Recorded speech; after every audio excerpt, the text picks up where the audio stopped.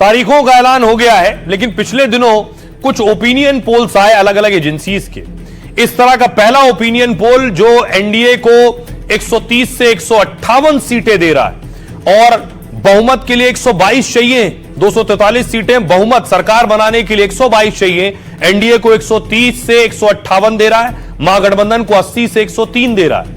एक और opinion poll, दूसरा ओपिनियन पोल जो एनडीए को 105 से 114 दे रहा है, महागठबंधन को 118 से 126 दे रहा है। तीसरा ओपिनियन पोल एनडीए को 140 से 158 दे रहा है और महागठबंधन को 76 से 100 दे रहा है।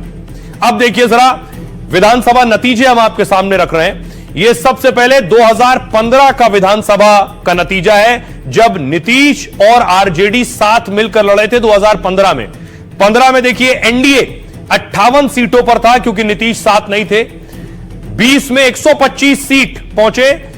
अब देखिए महागठबंधन 2015 में 178 जीता जब नीतीश मिलकर लड़े थे और 2020 में 110 पर पहुंच गया। वोट परसेंटेज में आपको बताऊं कि एनडीए को 2015 में 34% वोट मिले थे, 2020 में 37%। महागठबंधन को 2015 में 41% से ज्यादा लगभग 42% वोट मिले थे जब नीतीश साथ थे, 2020 में 37% वोट मिले।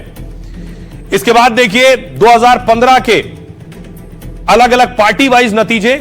53 सीटें बीजेपी को मिली थी 15 में, 71 सीटें जेडीयू को मिली थी, 80 आरजेडी को मिली थी और कांग्रेस को 27 जब मिलकर लड़े थे नीतीश और आरजेडी। 2020 में 74 बीजेपी को, जेडीयू को 43 सीटें, 75 आरजेडी को और 19 कांग्रेस को मिली थी। वोट परसेंटेज 15 में देखिए जब नीतीश और आरजेडी साथ साथ लड़े तब 16.8% नीतीश को और 18.4 आरजेडी को, कांग्रेस को 6.7 और बीजेपी को 24.4। 2020 का वोट परसेंटेज बीजेपी को 19.5% वोट मिले, जेडीयू को 15.4, आरजेडी को 23.1% और कांग्रेस को 9.5। आरजेडी को लग रहा है 20 में 23% वोट मिले। इस बार कुछ और बदलेगा, कुछ नया होगा।